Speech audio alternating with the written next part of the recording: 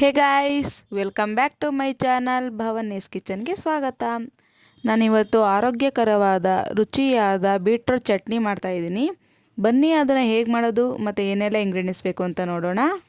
ಮೊದಲಿಗೆ beetroot 1 bowl, ಉದ್ದಿನಬೇಳೆ 1½ spoon, ಕಡಲೆ 1 ಟೇಬಲ್ ಸ್ಪೂನ್, ಕಡಲೆಬೇಳೆ 1½ ಸ್ಪೂನ್, ಬೆಳ್ಳುಳ್ಳಿ 1, ಈರುಳ್ಳಿ 1, ಒಣಮೆಣಸಿನ್ಕಾಯಿ 6, ಟೊಮೆಟೊ 2, ಕೊತ್ತಂಬರಿ ಸೊಪ್ಪು ಸ್ವಲ್ಪ, ಒಗ್ಗರಣೆಗೆ ಸಾಸಿವೆ ಅರ್ಧ ಸ್ಪೂನ್, ಕರಿಬೇವಿನ ಎಲೆ ಸ್ವಲ್ಪ, ಎಣ್ಣೆ, ರುಚಿಗೆ ತಕ್ಕಷ್ಟು ಉಪ್ಪು. ಇದಿಷ್ಟು ಇಂಗ್ರೀಡಿಯೆಂಟ್ಸ್ ನಮಗೆ ಇವಾಗ ಬೇಕಾಗುತ್ತೆ. ಬನ್ನಿ ಅದನ್ನು ಹೇಗೆ ಮಾಡೋದು ನೋಡೋಣ. ಮೊದಲಿಗೆ ಸ್ಟವ್ ಹಚ್ಚಿ ಒಂದು ಪ್ಯಾನ್ ಇಟ್ಟು ಅದು ಕಾಯ್ಲಿಕ್ಕೆ ಬಿಡೋಣ. ಅದಕ್ಕಾದ ನಂತರ 2 ಟೇಬಲ್ ಸ್ಪೂನಷ್ಟು ಎಣ್ಣೆ ಹಾಕಿ ಅದು ಕಾಯ್ಲಿಕ್ಕೆ ಬಿಡೋಣ. ನಂತರ ಅದಕ್ಕೆ ಬೀಟ್ರೋಟ್ ಕಟ್ ಮಾಡಿ ಇಟ್ಕೊಂಡಿರೋ ಬೀಟ್ರೋಟ್ ಹಾಕಿ ಫ್ರೈ ಮಾಡ್ಕೊಬೇಕು. ಎಣ್ಣೆನಲ್ಲಿ ಸ್ವಲ್ಪ ಚೆನ್ನಾಗಿ ಫ್ರೈ ಮಾಡ್ಕೊಬೇಕು.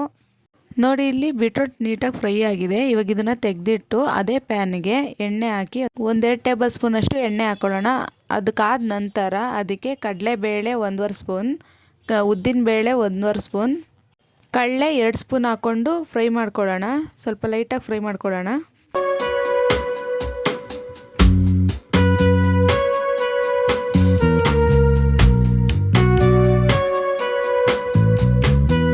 ಮತ್ತು ಇವಾಗ ಇದಕ್ಕೆ ಬೆಳ್ಳುಳ್ಳಿ ಹಾಕ್ಕೊತಾ ಇದ್ದೀನಿ. ಬೆಳ್ಳುಳ್ಳಿ ಹಾಕ್ಕೊಂಡು ಲೈಟಾಗಿ ಫ್ರೈ ಮಾಡಿಕೊಂಡು ಜೊತೆಗೆ ಈರುಳ್ಳಿ ಹಾಕ್ಕೊಂಡು ಫ್ರೈ ಮಾಡ್ಕೊತಾ ಇದ್ದೀನಿ.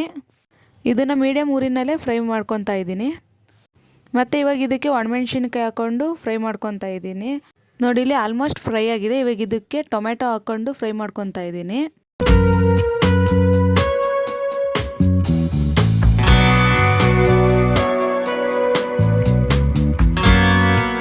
ನೋಡಿ, ಇಲ್ಲಿ ಇದು ಆಲ್ಮೋಸ್ಟ್ ಫ್ರೈ ಆಗಿದೆ. ಇವಾಗ ಇದನ್ನು ಬೀಟ್ರೋಟ್ ಜೊತೆಗೆ ಟ್ರಾನ್ಸ್ಫರ್ ಮಾಡ್ಕೊಳ್ಳೋಣ. ಇದು ಸ್ವಲ್ಪ ಬಿಸಿ ಆರೋ ತನಕ ಬಿಟ್ಟು ನಂತರ ಇದನ್ನು ಜಾರಕ್ಕೆ ಟ್ರಾನ್ಸ್ಫರ್ ಮಾಡಿ ಅದಕ್ಕೆ ಉಪ್ಪು, ರುಚಿಗೆ ತಕ್ಕಷ್ಟು ಉಪ್ಪು ಹಾಕ್ಕೊಂಡು ಮತ್ತು ಕೊತ್ತಂಬರಿ ಸೊಪ್ಪು ಹಾಕ್ಕೊಂಡು ರುಬ್ಕೊಳ್ಳೋಣ.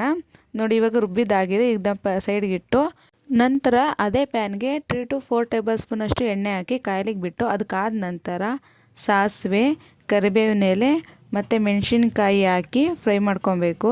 ಸ್ವಲ್ಪ ಫ್ರೈ ಮಾಡ್ಕೊಂಡ ನಂತರ ರುಬ್ಕೊಂಡಿರೋ ಬೀಟ್ರೋಟ್ ಮಿಶ್ರಣನ ಹಾಕ್ಕೊಂಡು ಲೈಟಾಗಿ ಫ್ರೈ ಮಾಡ್ಕೊಬೇಕು. ಆಲ್ರೆಡಿ ಫ್ರೈ ಮಾಡಿ ರುಬ್ಬಿದ್ದೀವಲ್ವ, ಅದಕ್ಕೆ ಲೈಟಾಗಿ ಫ್ರೈ ಮಾಡಿಕೊಂಡ್ರೆ ಸಾಕು. ಅದ್ರ ಜೊತೆ ನೀಟಾಗಿ ಮಿಕ್ಸ್ ಆಗಲಿ ಅಂತ ಇದನ್ನೆಲ್ಲ ನೀಟಾಗಿ ಮಿಕ್ಸ್ ಮಾಡಿಕೊಂಡೆ ರುಚಿಯಾದ ಬಿಸಿಯಾದ ಆರೋಗ್ಯಕರವಾದ ಬೀಟ್ರೋಟ್ ಚಟ್ನಿ ರೆಡಿ ಆಗುತ್ತೆ.